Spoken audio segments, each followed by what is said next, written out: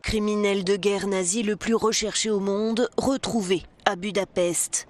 Laszlo Tsatáry est le criminel nazi le plus recherché au monde. L'homme pourtant ne se cachait pas vraiment. Il vit ici dans un appartement d'un quartier chic de Budapest. Je n'ai rien fait, partez d'ici. C'est par ces simples mots que Laszlo Tsatáry, 97 ans, a répondu au reporter du Sun, venu frapper à la porte du criminel nazi le plus recherché du monde. D'origine hongroise, il fut le chef de la police dans le ghetto de Košice, en Slovaquie.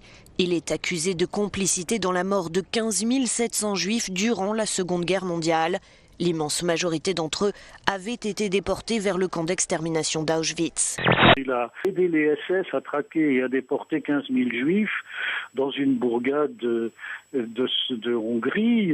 Il y a des centaines de criminels de son niveau dans la Shoah. Moi, je n'ai par exemple jamais entendu parler de lui, pourtant. Et est-ce qu'il y a encore beaucoup de criminels nazis en vie et en fuite ? Bon, très peu, et puis c'était les plus jeunes, donc ceux qui avaient, je dirais, peu de responsabilités. Il est bon qu'on poursuive les criminels jusqu'à leur dernier souffle, mais d'un autre côté, ce ne seront plus que des comparses et des subalternes. Le 16 juillet est toujours une journée éprouvante pour Charles Baron et fait ressurgir les douloureux souvenirs du passé. Car chaque année, il revient ici à Drancy, là où tout a commencé. Je suis passé 5 jours par le camp de Drancy. J'ai été déporté tout de suite après mon arrestation. Vous aviez quel âge ? J'avais 16 ans et 2 mois. Le nord de la Pologne balayé par des tornades d'une violence inhabituelle. Les vents ont frôlé les 200 km/h. Un homme de 60 ans est mort écrasé sous les décombres de sa maison et 10 autres personnes ont été blessées.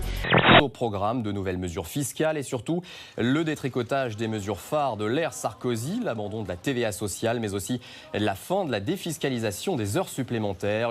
Pour nous, c'est un peu comme emménager dans une maison dont la charpente n'est pas en aussi bon état que nous l'espérions, parce que le locataire précédent, parce que nous sommes locataires, a négligé de faire les travaux qui s'imposaient. Vous saviez que le travailler plus pour gagner plus allait tout simplement disparaître.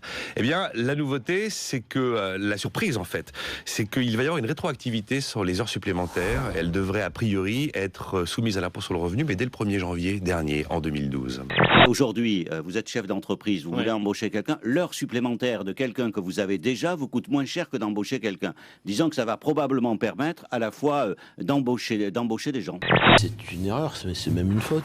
Les heures supplémentaires, c'était plus de pouvoir d'achat pour 9 millions de salariés en France et des salariés les plus modestes. Je trouve que travailler plus pour gagner plus, c'était tout de même une bonne idée. Voilà. Et que ceux qui arrondissaient ainsi leur fin de mois méritaient, je pense, d'être encouragés.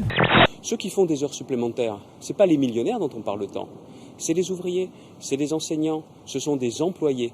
Et il faut savoir qu'au final, ça rapportera en année pleine 4 milliards d'euros au gouvernement, mais ces 4 milliards d'euros, ils vont manquer au pouvoir d'achat.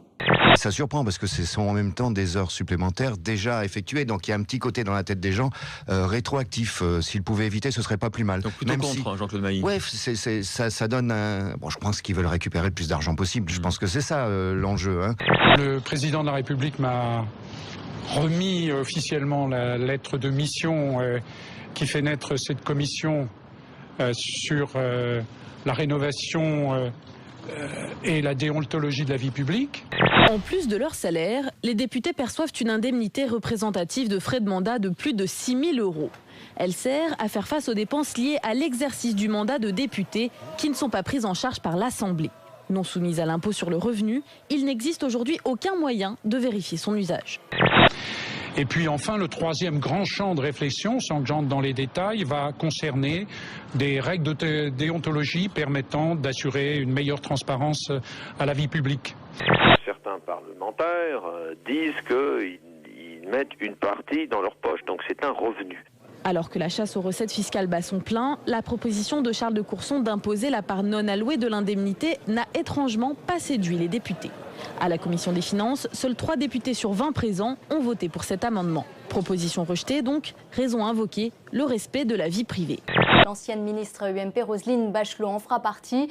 Non, c'est certainement pas moi qui ai fait quelque démarche que ce soit pour participer à ce travail, bien entendu, et ça a été une grande surprise qu'on me le demande. J'en suis à la fois honorée, je mesure mes responsabilités. Roselyne Bachelot, on a quelques problèmes qui va avec... Voilà, on entend Roselyne de Bachelot. choses très importantes. Lâchez les doigts, sans bouger. Ah, ouais. Je vais mettre à 70 mètres. Merci. Bon, vous partez pour Londres. Je pars pour Londres, oui. Un violent incendie ce matin dans une usine située près de Creil dans l'Oise. Il s'agit de l'usine Molidal, spécialisée dans la production d'aérosols. Selon des témoins, des explosions auraient été entendues. 9 blessés ont été hospitalisés. Le plan rouge et le plan blanc ont été déclenchés. Dans l'est de la Chine, plus de 1000 personnes se sont rassemblées pour créer le plus grand domino de matelas du monde. Les participants sont allongés sur des matelas de 2 mètres de long et la cascade dure 10 minutes. Cette équipe détrône l'équipe américaine qui avait réalisé une chaîne de 850 matelas en février dernier, record avec 1000 matelas donc pulvérisés. Un homme attend sur la rive, un autre le filme depuis son bateau. Une femme rejoint le premier homme, elle a l'air pressée, lui aussi d'ailleurs. Le couple met les gaz et s'éloigne très vite. Quelque chose leur a fait peur, mais quoi ?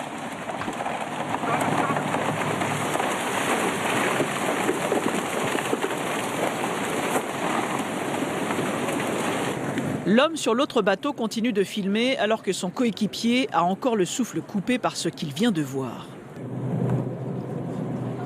Il y a 5 minutes. Il y a 5 minutes seulement, j'étais là-bas. On aurait tous été broyés à 5 minutes près.